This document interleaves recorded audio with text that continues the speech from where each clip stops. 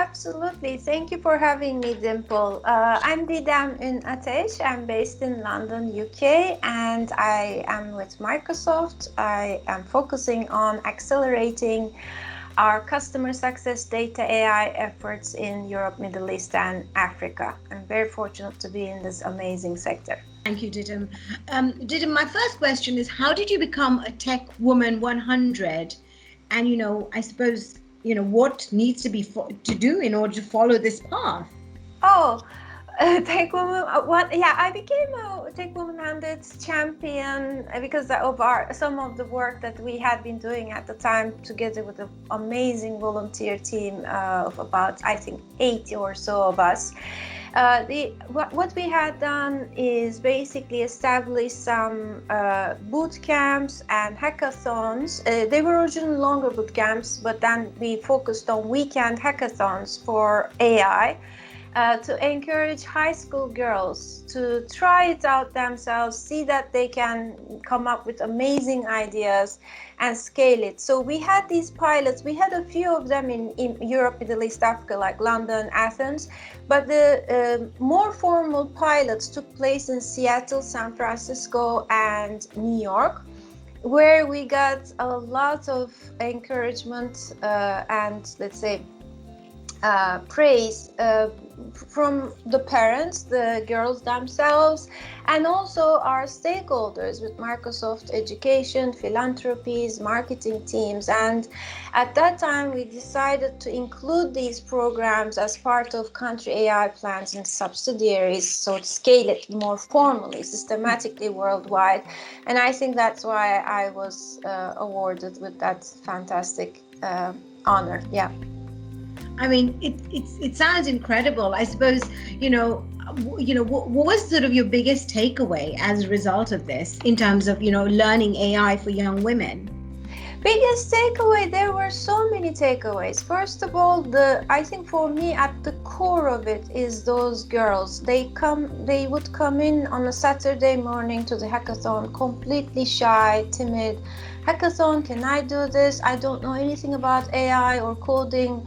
I mean, they just, I'm sorry I don't want. Actually, they were questioning themselves, which seems to be a pattern with most of us females.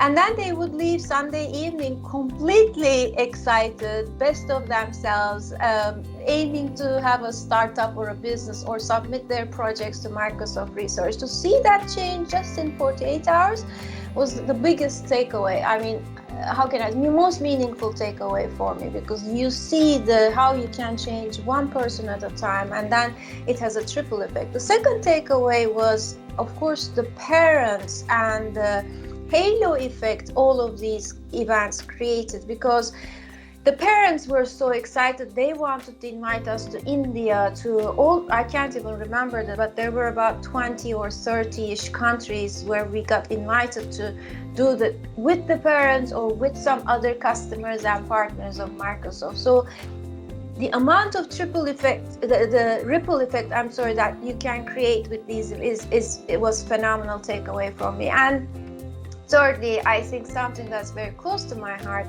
is leadership, team.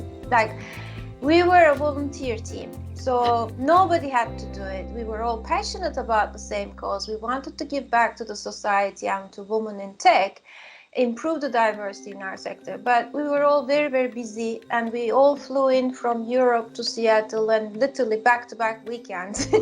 But we did it because we believed in the cause. I think that was one of the most unforgettable leadership experiences I've had. Informal, but very powerful and impactful, hopefully. I can imagine. Thank you. And, I suppose, Didem, the other question I'm going to ask is, you're a non-exec director for the Board of Creative Education Trust, right? Which, yes, oversees 17 high schools, 16,500 pupils. Now, sort of what are your thoughts on, education, children, and technology? And I think I'll come to the last piece around glass ceiling for women. So we'll sure. come to that. Yes. You're so kind to ask that question, Dimple. So a couple of angles, and one One is I have three passions. My first and always North Star passion was disruptive technology. How can we scale it so people, all of us, can live better, inclusively, responsibly? Then as I progressed in my career, two other passions, let's say, budded naturally because of that. One is diversity in technology, because you can only have good technology if you're inclusive and if you have this diversity. The second one is education, because that's actually where we can make a much more sustainable impact and really make sure the society benefits from all these amazing things going on in technology. So that's why I became a NED with Creative Education Trust. I wanted to learn more and hopefully help. And to your question, it's also special trust because we help underprivileged areas, not, any area in the UK. And I think that's where technology can especially help. I mean, I come from a middle income family, which means basically poor in developed countries.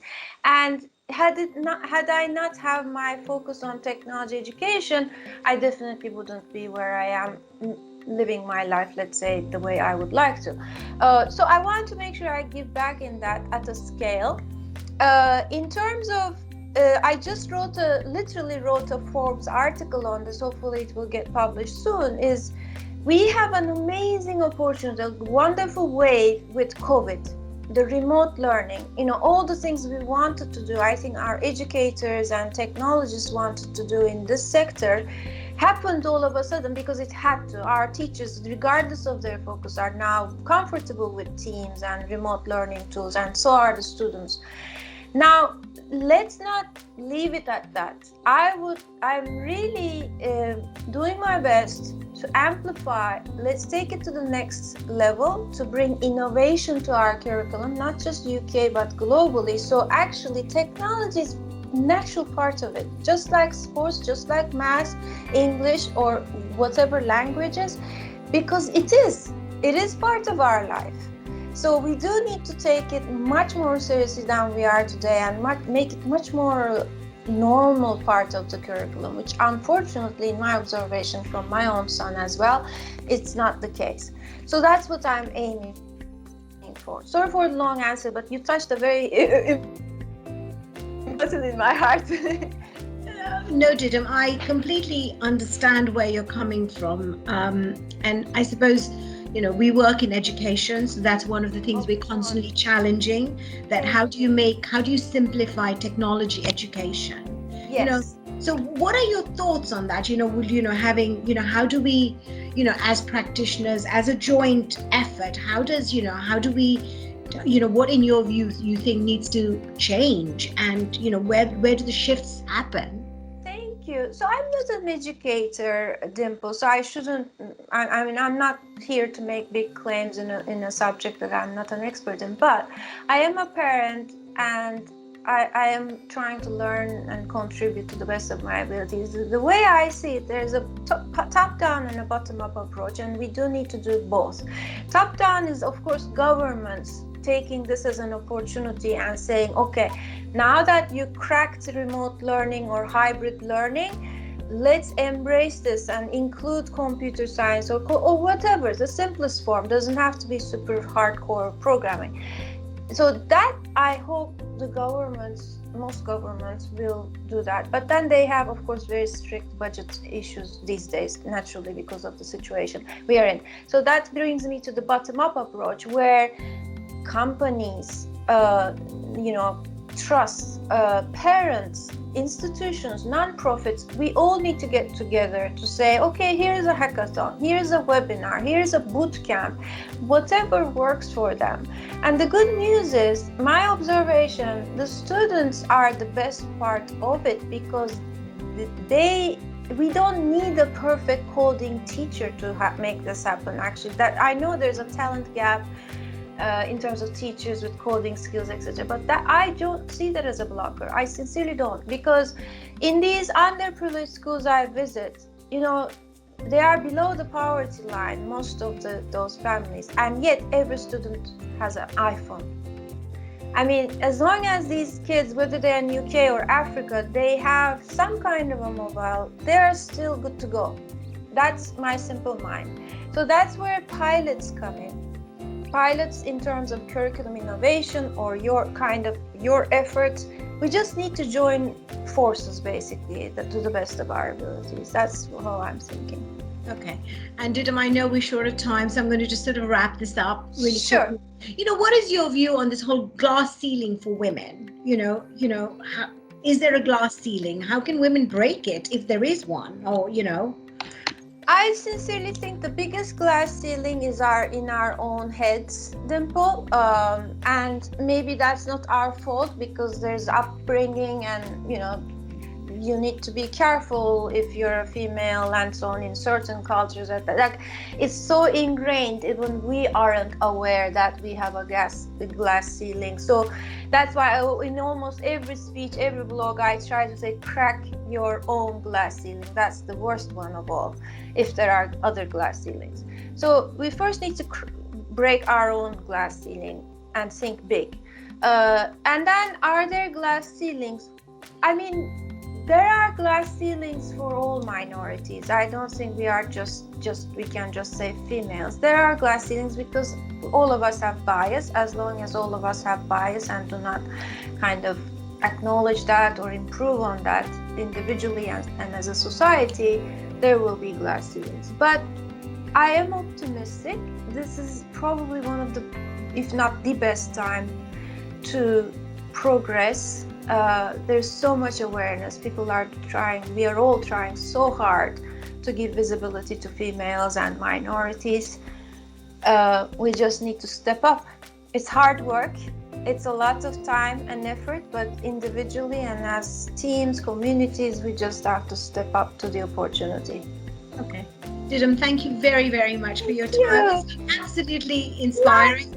Thank you. Thank you so much for having me. Thank you for your time and your hard work, your efforts to Dimple. So good to reconnect.